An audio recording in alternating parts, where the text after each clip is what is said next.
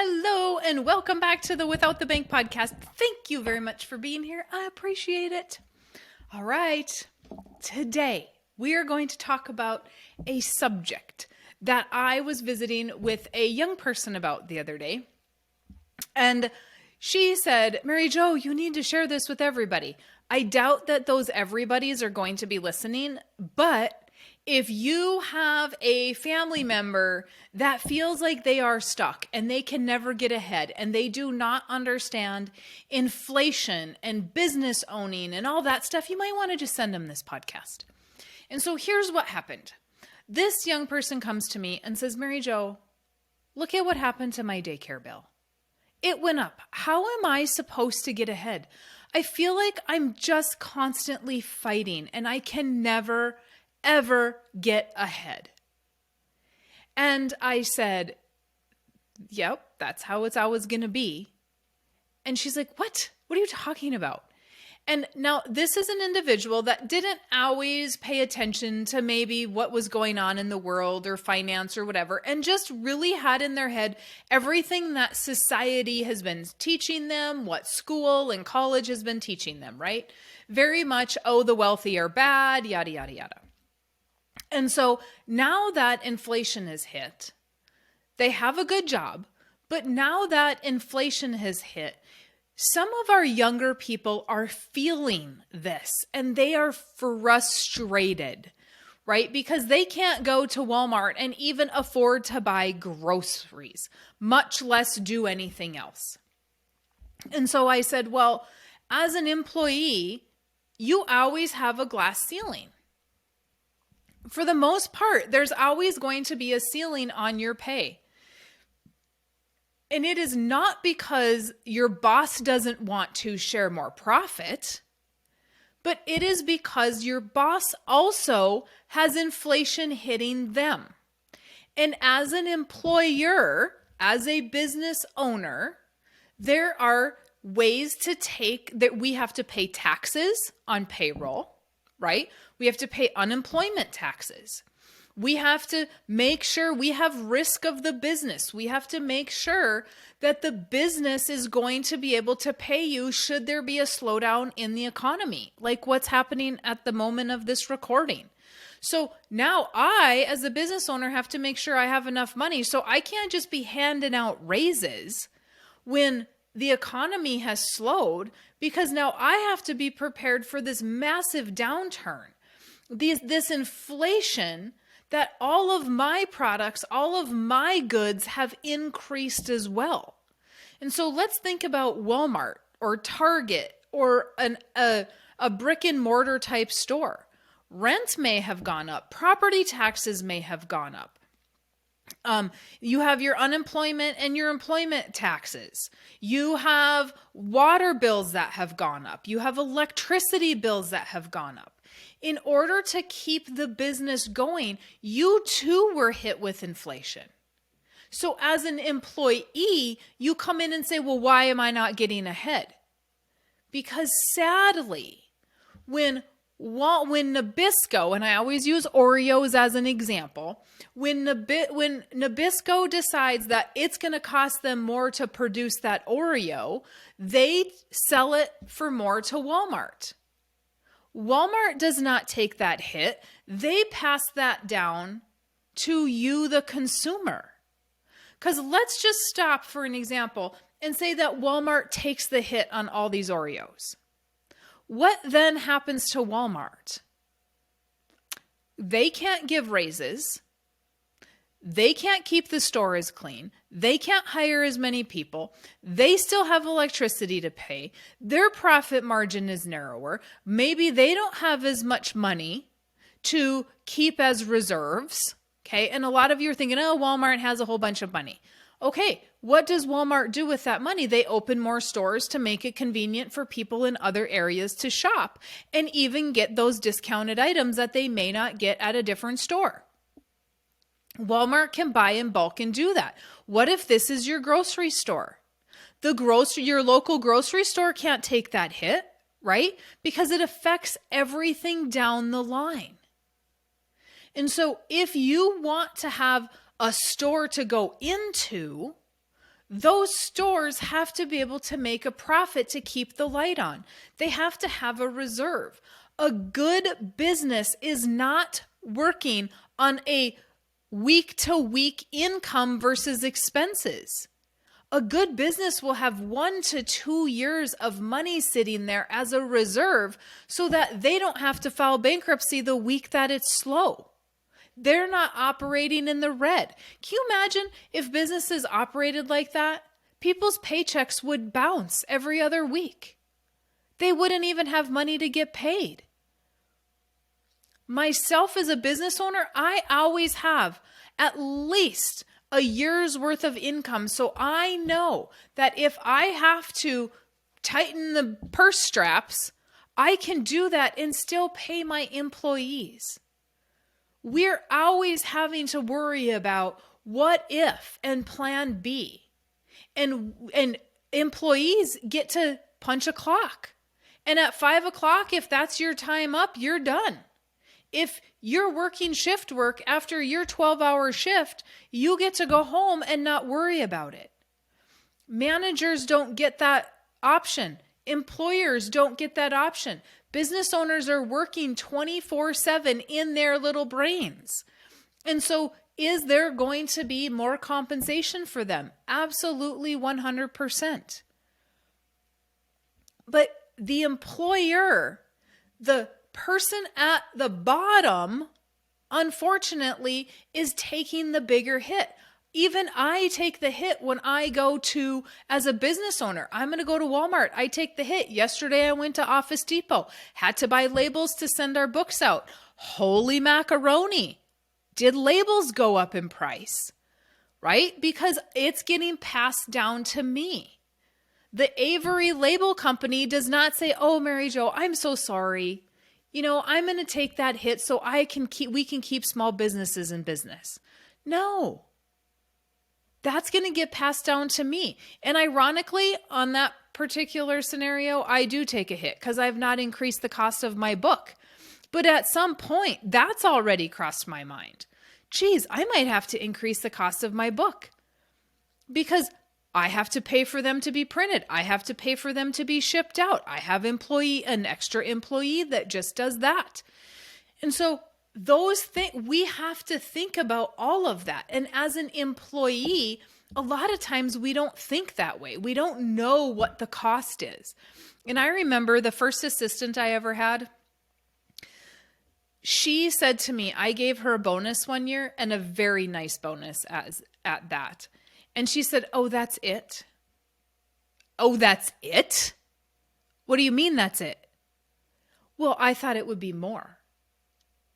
Because she had no concept of expenses, profit versus loss. She has no concept. I'm like, I do have bills to pay, Well, you bought a new vehicle. I did buy a new vehicle. Because it took me 5 years, 6 years to get here. So yes, I did buy a new vehicle because I wanted a new vehicle and I needed a new vehicle. I can do what I want with my money. I'm the business owner. If I want to make a profit so I can have something nice, I took the risk and the responsibility to do that. You work 8 to 5 and barely work during that time, right? Because most employees don't give it their 100%. And so if I'm running the business, providing payroll to you, you then don't get to tell me what to do with my money.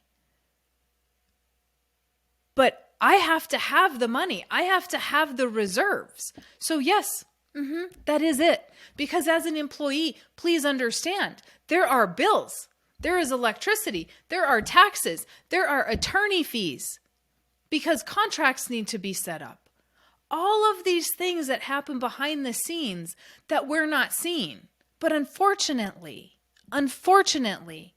the employee can only get paid so much because the business only makes so much. The employer can only share so much. And so we have to think about that. If you want to remain the employee, then that means you have a ceiling to your pay. You don't get any tax benefits because employers can deduct expenses. And no, if I buy $500 worth of labels, I don't save $500. That just means that's an expense. And you save a percentage, a small percentage on taxes. You don't save the whole $500.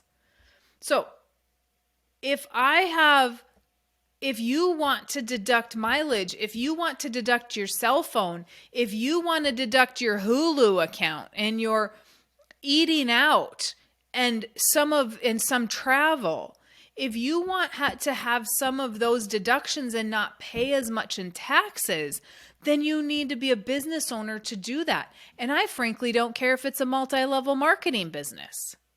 I don't care. I love MLMs. They have good products. I always buy from them. Love them. I don't care if you're somebody that wants to do an MLM, then you get to save some of that money in taxes. Yes, it's a business though. You have to run it like a business. You don't get to treat it like a hobby and then take the deductions. The IRS is not going to be okay with that. But we have to start thinking this through, that inflation is hurting all of us, but it's hurting the employees worse than it's hurting anybody else because they have no place to go. Not everybody is meant to be a business owner. It is stressful. I know people that have tried it and they're like, absolutely not. I am going back to work. I don't like any of this stress. I don't like any of this responsibility. I don't like the bookkeeping. I don't like the tax part of it. I don't like having to do all the paperwork for the unemployment office. No, I don't want anything to do with it. I am good just taking my paycheck. Fantastic. But if you want to grow and you want to get someplace, we have to be the employer or we have to have a side business. Because as an employee, there's only so far to go. And there's so many people. I saw this on Ben Shapiro. For whatever reason, it came across my site. And he was interviewing, or across my Facebook page, he was interviewing people that do the wealthy pay their fair share. And all these people said no. I'm sure those are the ones they handpicked out, right? All these people said no, heck no, they don't pay their fair share. But when you actually do the research, 40% of the taxes paid in are paid in by the top 1%. Think about that, 40%. The bottom 50% only pay 4% of the tax. So if the top 1% is paying 40% of the tax and the bottom 50 are getting tax credits, now keep in mind, most people do not know either that the top 1%, they don't get all these child tax credits. Like there was an extra child tax credit. There was all these extra credits during COVID. The top 1% do not qualify for any of that stuff. But they paid 40% of the tax so that the lower 50% could get all those things. Are they paying their fair share? Yes. So as you also look at your employer and say, well, you have all this money. How much did they pay in taxes? Probably 37 to 40% of their income. So do they have to take a higher income to offset what they're paying in taxes? 100%. People that make $20,000 a year cannot pay 40% of their money in taxes. That's why we have a tiered tax structure. And if you don't know that, Google the U.S. tax structure. It is a tiered structure. You only pay 12% on the first $10,000 you make. And then it goes to 14, and then it goes to 20. So it's like, I think it's 12. I'm pretty sure. It's 12, 14, 20, 24, 24, 32, 37, I think. There's tiers to how much money you make. So because of how our tax structure is set up, people that make a lower income cannot pay the majority of taxes. It just doesn't work that way. But because nobody's taught you, that's what you think is happening. So I kind of went in a circle here, I feel like. But understand that whoever goes to the store is going to get the raw end of the stick. Whoever the consumer is buying it is going to make the least amount of money when we are buying product. Whoever owns the store is always going to make more money. But they do that with the risk and the responsibility. And if they don't have a profit margin, how do they even have a store? I think we as a society need to understand what it's like to be a business owner and why they do what they do. And this is not what's being taught in school. Instead, what's being taught in school and society in general is that you should just save a lot of money in a 401k. No. And with the infinite banking concept, what are we teaching? Put the money in the policy so that you have the money to do things. You have the money to start a business. You have the money to have real estate.